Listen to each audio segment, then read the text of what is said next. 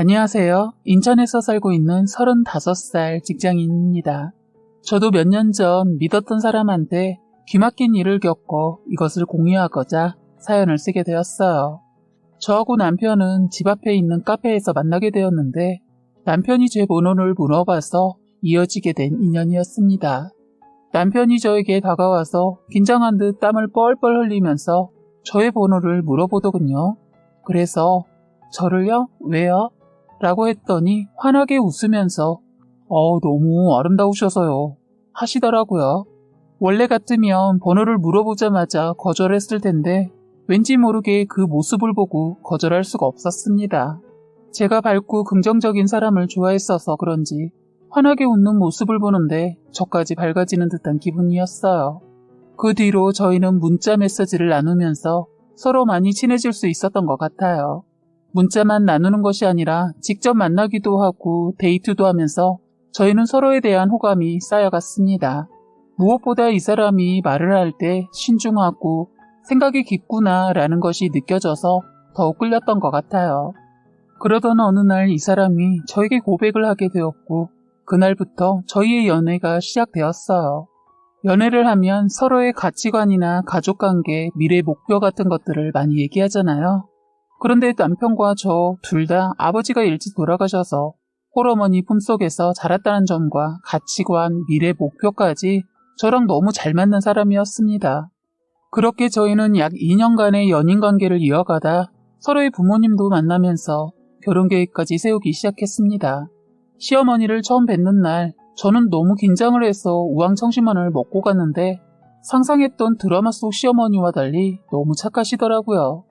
오는 길에 힘들지는 않았는지 음식은 입에 맞는지 이 자리가 불편하지는 않는지 저를 계속 배려해 주시고 이제 제가 갈 때쯤에는 우리 아들 잘 부탁해요.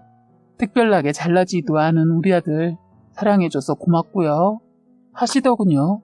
그래서 그런 시어머니께 저는 무슨 소리세요 어머니. 저한테는 이 사람이 이 세상에서 가장 잘난 사람이에요. 낳아주셔서 감사합니다. 라고 말하며 훈훈하게 마무리되었어요. 나중에 있을 무시무시한 일은 상상도 하지 못하고요. 그 뒤에도 엄마와 남편도 약속을 잡아서 다 같이 저와 남편, 엄마까지 셋이서 만났는데 남편이 처음에는 벌벌 떨다가 막상 저희 친정집에 들어가니 농담도 하고 너스레도 치면서 저희 엄마랑 얘기를 참 잘 나누더라고요. 저희 엄마는 남편을 마음에 들어 하셨고 시어머니도 저를 마음에 들어 하시는 눈치였습니다. 제가 결혼을 준비하던 어느 날 엄마에게 엄마는 그 사람의 어떤 점이 마음에 드는 거야? 라고 물어봤습니다. 싹싹하고 밝은 모습이 우리 딸 울리지는 않을 것 같더라.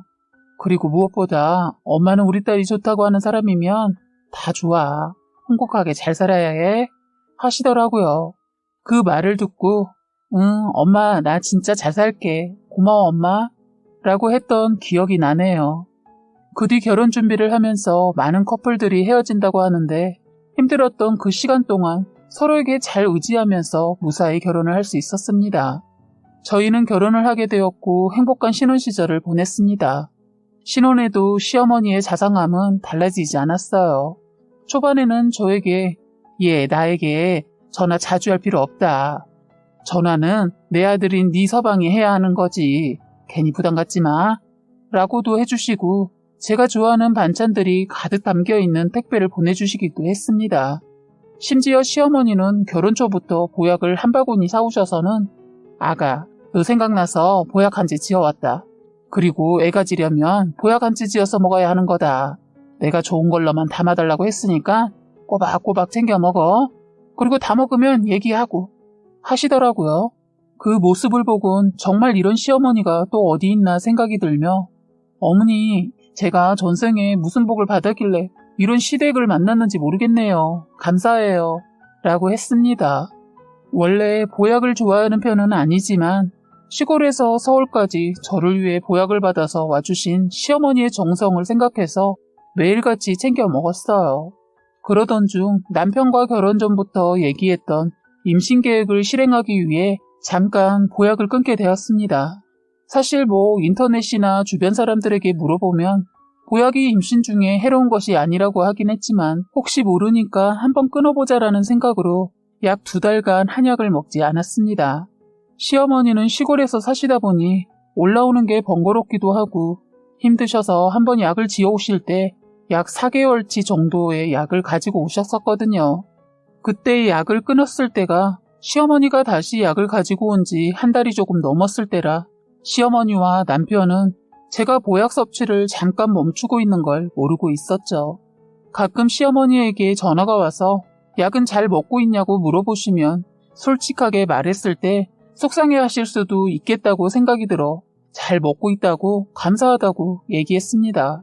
그런데 한약을 섭취하지 않은 기간이 2달이 넘어갈 정도쯤 몸이 무거워지면서 피곤해지는데 소변도 자주 마려웠어요. 무엇보다 생리 예정일이 지났는데도 생리를 하지 않더라고요.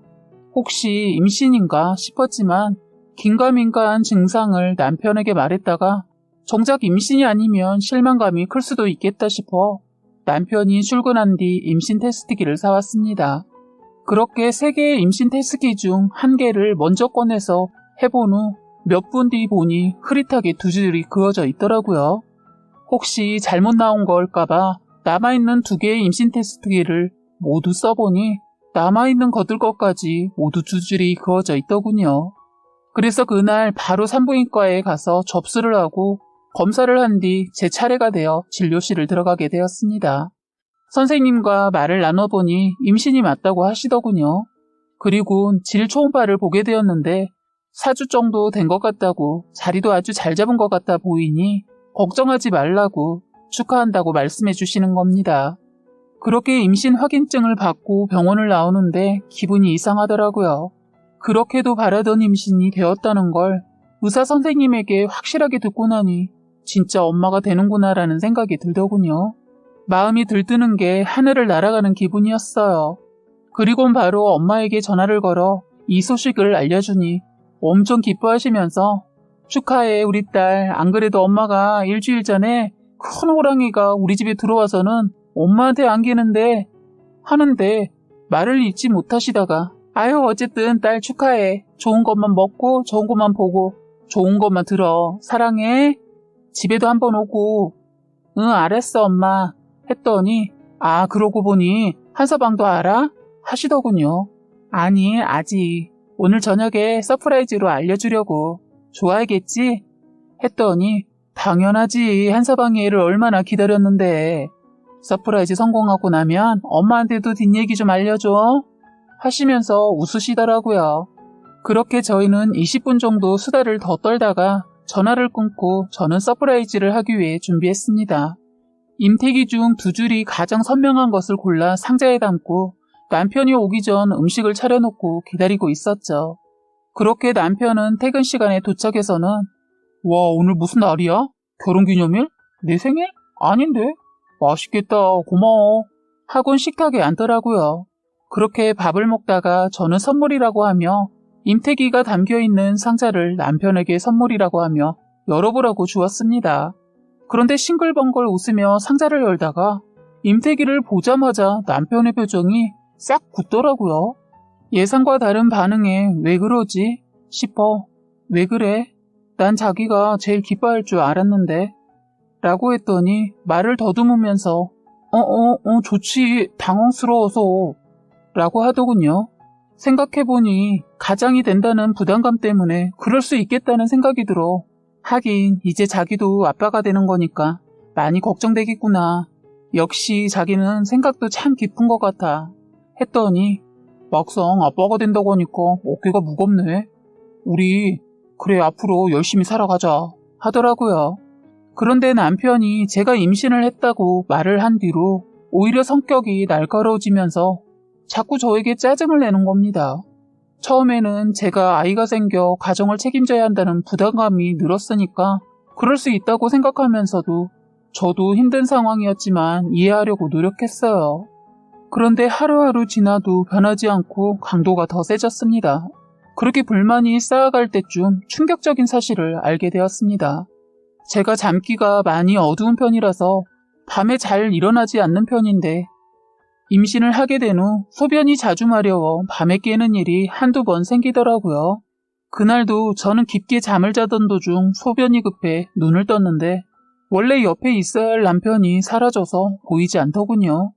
남편도 남편이지만 화장실이 급해서 빨리 방으로 나와 화장실을 가려고 하는데 화장실에 미세한 불빛이 나오고 있었습니다. 그걸 보고 남편도 화장실이 급했나 보네. 빨리 나오라고 해야겠다. 생각한 후에 문을 두드리려는 순간 남편이 통화를 하며 제가 자고 있으니까 그런지 보통 말소리보다 크게 소리를 지르더라고요. 아니 분명히 맨날 챙겨 먹겠다니까. 내가 어떻게 알아. 나도 이럴 줄 몰랐지. 그 뒤로 들리는 소리는 충격적이었습니다. 나도 몰라. 이렇게 일이 복잡해지는 거 싫어. 엄마한테 다 맡기라며. 그냥 그거 하나만 먹이면 된다고 했으면서 이게 뭐야. 그 뭐야. 분명 임신 잘 안 되는 것들만 넣어서 만든 거라며. 거기 한의원 어디야?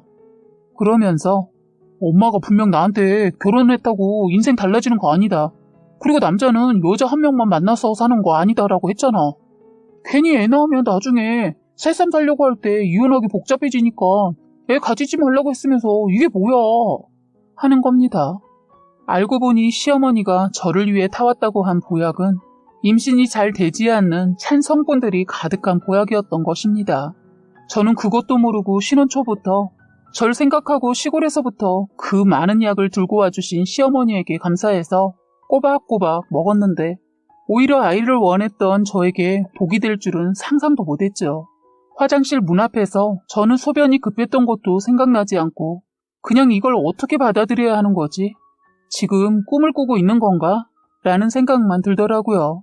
그렇게 남편이 화장실에서 시어머니와 말다툼을 하면서 전화를 하는 것을 멍하니 듣고만 있었는데 전화가 끝났는지 화장실 문을 열고 남편이 나오더라고요. 화장실 문 앞에서 서 있는 제 모습을 보고는 남편이 화들짝 놀라며 지금 화장실 가려고 일어난 거냐고 문 앞을 비켜주면서 안으로 들어가라고 얘기하더라고요. 그러면서 저에게 혹시 뭐 들은 건 아니지? 응? 하면서 계속 물어보는 겁니다. 너 혹시 나가 있다가 이러고만 있으면 안 되겠다는 생각으로 남편에게 한마디 하려고 고개를 드는 순간 배가 찢어질 듯이 아파오는 통증이 오더군요. 남편은 그걸 보자마자 당황해서는 119에 전화를 했고 새벽이라 응급실을 가게 되었습니다. 제 진찰을 한 의사 선생님은 산모분이 큰 충격이나 스트레스 받으셨나 본데 임신 초기라서 조심하셔야 해요. 다행히 유산된 것은 아니니까 안정 좀 취하시고 돌아가시면 될 것 같네요. 특히나 임신 초기는 남편분이 옆에 잘 보살펴 주셔야 합니다. 하더군요. 그 말을 듣는데 자신의 아이를 임신한 저를 그런 식으로 생각한 남편의 말이 다시 한번 떠오르면서 온몸에 소름이 돋는 겁니다. 의사 선생님이 나가신 후 제 옆에 있는 남편에게 보기 싫으니까 당장 나가. 너는 여기서 나가고 우리 엄마 불러줘. 했습니다. 그런 저에게 아니 자기야 왜 그래? 라고 하길래 나 진짜 유산되는 꼴 보고 싶지 않으면 당장 나가라고. 너 얼굴 보는 것만으로도 소름 끼치고 역겨우니까. 했더니 순순히 나가더군요. 그 모습을 보면서 저 사람이 처음 만났을 때 밝고 환한 웃음을 가졌던 멋진 남자가 진짜 맞는 건가? 어떻게 사람의 이중성이 이렇게나 다를 수 있는 건지 혼란스러운 생각에 머리가 아팠습니다. 너무 많은 상황에 힘겨웠던 저는 생각을 하던 도중 잠이 들었고 눈을 떠보니 엄마가 눈앞에 있더라고요. 엄마를 보자마자 모든 긴장이 풀리면서 눈물이 쏟아지기 시작하더라고요. 엄마는 무슨 일이라도 있는 거냐고 왜 그러는 거냐고 당황해서는 저를 달래주셨습니다. 제가 조금 진정된 후 엄마에게 전날 밤 있었던 충격적인 사실을 알게 된 것을 하나에서 10까지 모두 얘기했어요. 모든 얘기를 들은 저희 엄마는 화가 단단히 나셨고 그런 사람들인 줄도 모르고 시집 보낸 엄마 잘못이라고 하시면서 저를 꼭 껴안고 미안하다고 눈물을 흘리시더군요. 그런 엄마에게 그게 왜 엄마 잘못이야. 그냥 내가 사랑한다는 사람한테 보낸 거면서 라고 하며 펑펑 울었습니다. 그 다음날 저는 엄마와 함께 제 짐을 챙겨 나오기 위해 제 집으로 가게 되었습니다. 그런데 그 집 안에는 시어머니와 남편이 있더라고요.